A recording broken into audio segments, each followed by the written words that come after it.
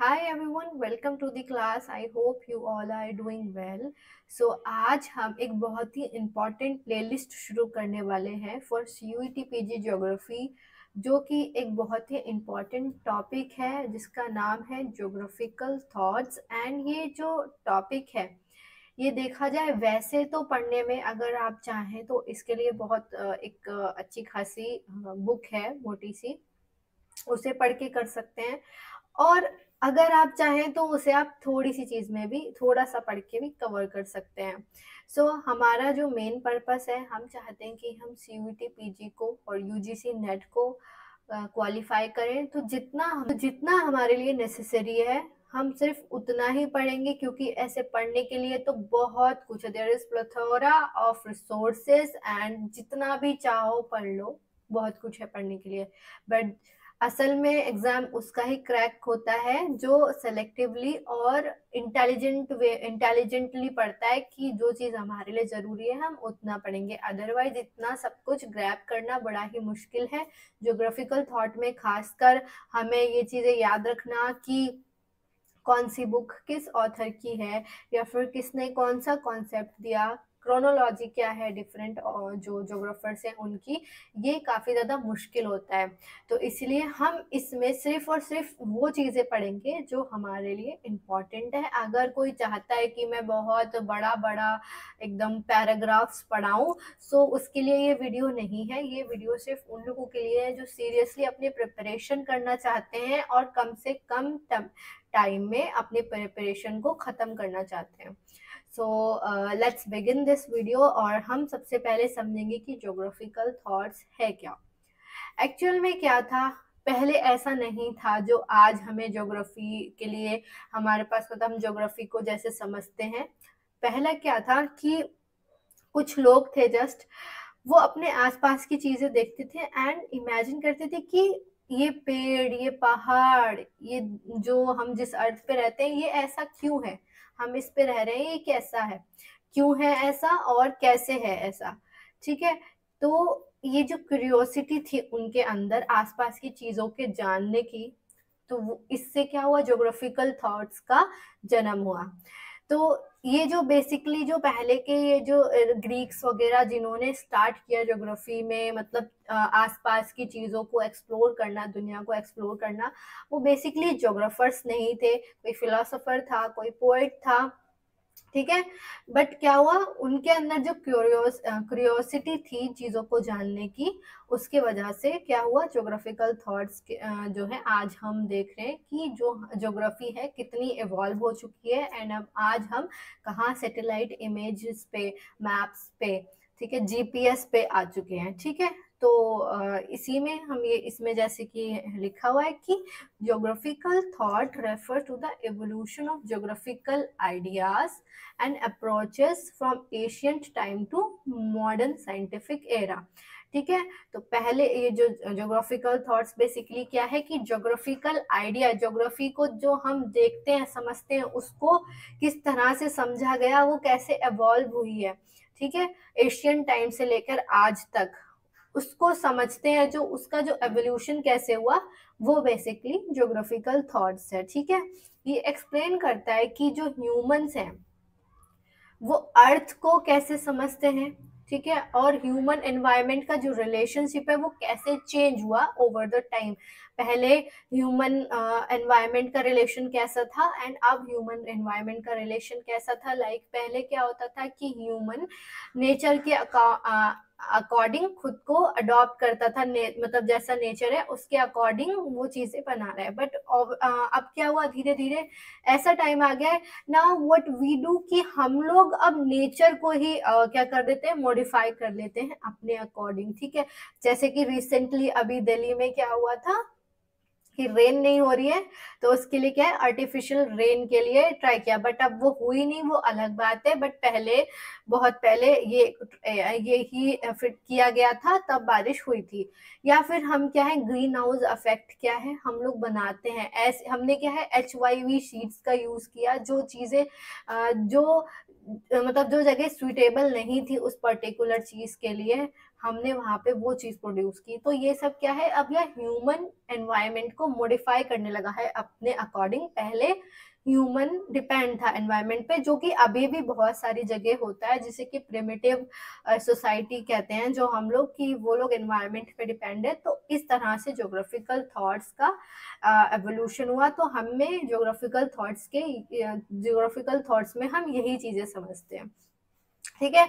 और जो geographical thoughts है वो हमें पढ़ने की जरूरत क्या है, ये सबसे पहले तो हमें बताता है कि जो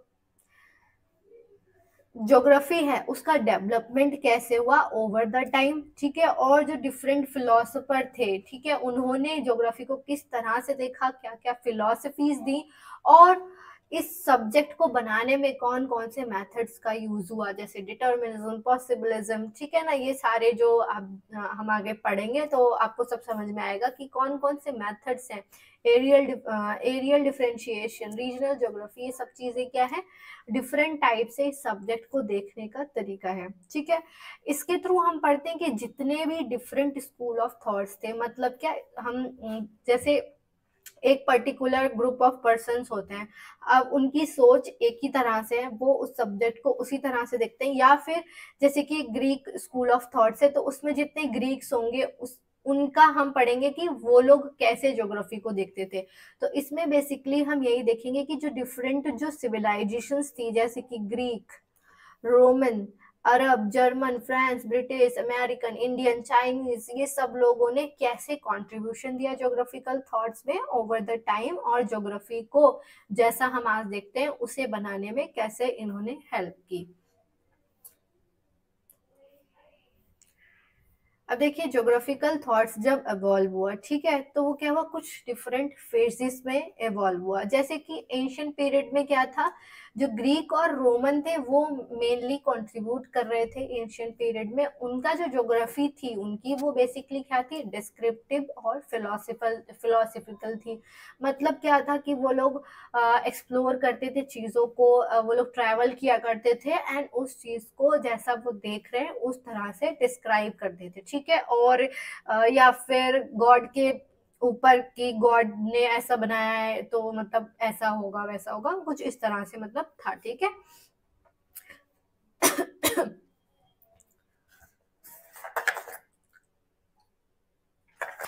फिर उसके बाद मिडिएवल पीरियड में क्या हुआ कि उस टाइम पे ग्रीक और रोमन जो भी मतलब था, डार्क एज चल रही थी वहां पे, ठीक है। तो फिर क्या हुआ, अरब जोग्राफर्स आए और उन्होंने जो ये ग्रीक और रोमन्स का जो नॉलेज था उसको, मतलब उसको यूज किया और उस नॉलेज को एक्सपेंड किया, और थोड़ा और ज्यादा उसमें मतलब उन्होंने मैप्स बनाए, उन्होंने बहुत तरीके के मैप बनाए, डिफरेंट बुक्स लिखी, ठीक है। फिर उसके बाद मॉडर्न पीरियड में क्या हुआ, जैसे कि हमबोल्ट है, कार्ल रिटर है, ठीक है, इन्होंने क्या हुआ, सिस्टमैटिक और रीजनल ज्योग्राफी का डेवलपमेंट किया। मतलब ज्योग्राफी को और सिस्टमैटिक बनाया, थोड़ा साइंटिफिक वे में बनाने की कोशिश करी। उन्होंने डिफरेंट प्लेसेस था जो भी उनका रिलेशनशिप बनाना शुरू किया, और एनवायरमेंट और ह्यूमन का रिलेशनशिप कैसा है वो डेवलप करना शुरू किया, ठीक है। फिर उसके बाद आजकल जो है, मतलब जो हमारा कंटेम्प्रेरी पीरियड है, ठीक है, उसमें क्या हुआ, सिर्फ ह्यूमन का एनवायरनमेंट से क्या रिलेशन है उसके आगे बढ़ चुके हैं। उसमें अब क्या है, quantitative, behavioural, humanistic, feministic approaches का यूज होने लगा है। उसमें हम डिफरेंट तरीके से देखते हैं कि ह्यूमन का जो बिहेवियर है वो किस तरह से इवॉल्व होता है,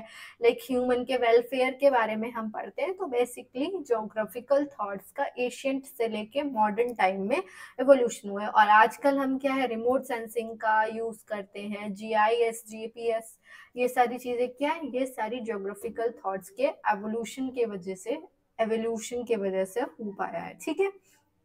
अब इसी में क्या है, एक फिलोसोफर है कून, उन्होंने ये कॉन्सेप्ट दिया पैराडाइम शिफ्ट का। अब बेसिकली क्या हो, ये क्या थे, बेसिकली साइंस के फिलोसोफर थे, तो उन्होंने ये कॉन्सेप्ट पैराडाइम शिफ्ट इंट्रोड्यूस किया। इनके अकॉर्डिंग क्या है कि हर साइंस, क्योंकि ज्योग्राफी को भी साइंस ही माना जाता है, कि कुछ डेवलपमेंट के स्टेजेस के थ्रू होके गुजरती है, ठीक है। तो इनके अकॉर्डिंग क्या था कि जो ज्योग्राफिकल थॉट्स हैं वो भी कुछ फेजेस में डेवलप हुए हैं, जैसे कि हमने इसमें पढ़ा ancient, medieval, modern, contemporary period. तो ऐसे जो बेसिकली क्या होता है कि जो ट्रांजिशन पीरियड होता है एक फिलोसफिकल अप्रोच से दूसरे फिलोसफिकल अप्रोच में जब शिफ्ट किया जाता है तो वही पैराडाइम शिफ्ट कहलाता है। ठीक है, तो इन्होंने ये चीज ये एग्जाम में एक्चुअली पूछा जाता है कि पैराडाइम शिफ्ट किसने दिया था, जो कॉन्सेप्ट है, तो कून याद रखेंगे। ओके,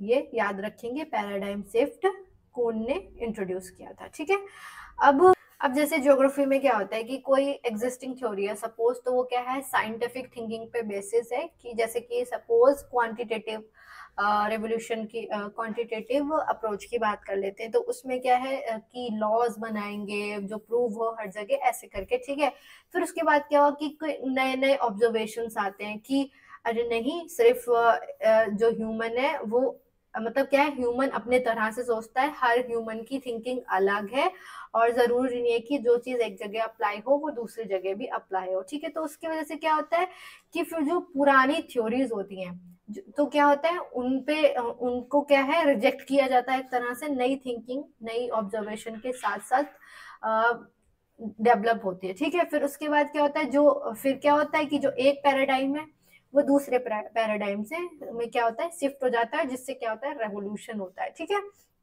तो बेसिकली यही है, एक पैराडाइम से दूसरे में शिफ्ट हो जाता है, ट्रांजिशन हो जाता है। ठीक है, तो पैराडाइम शिफ्ट मेनली यही है। ठीक है, अब क्या है कि ज्योग्राफी ने भी ज्योग्राफी में ऐसे बहुत सारे पैराडाइम शिफ्ट हुए हैं पूरी जो हिस्ट्री में देखा जाए।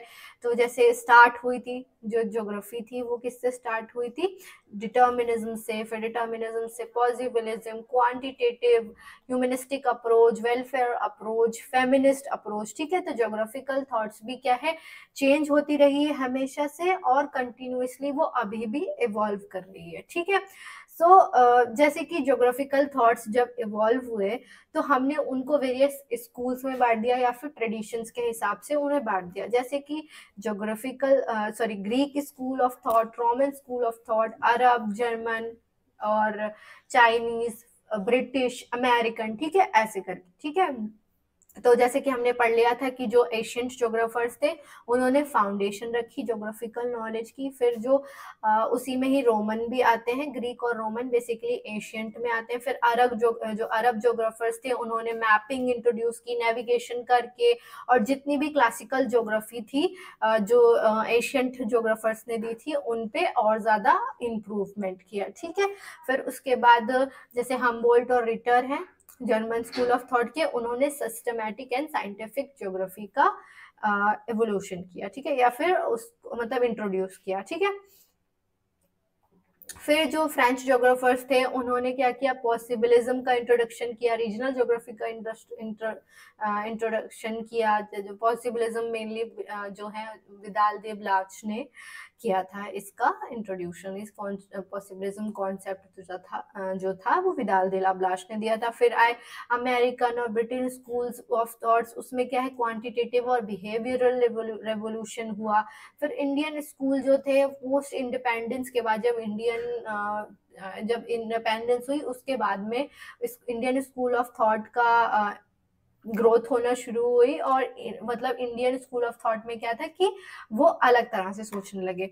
तो बेसिकली जो है जो इस ज्योग्राफिकल थॉट्स है वो हमारे लिए बहुत जरूरी है पढ़ना, क्योंकि उससे हमें पता लगता है कि ज्योग्राफी जो है एज अ साइंस कैसे इवॉल्व हुई।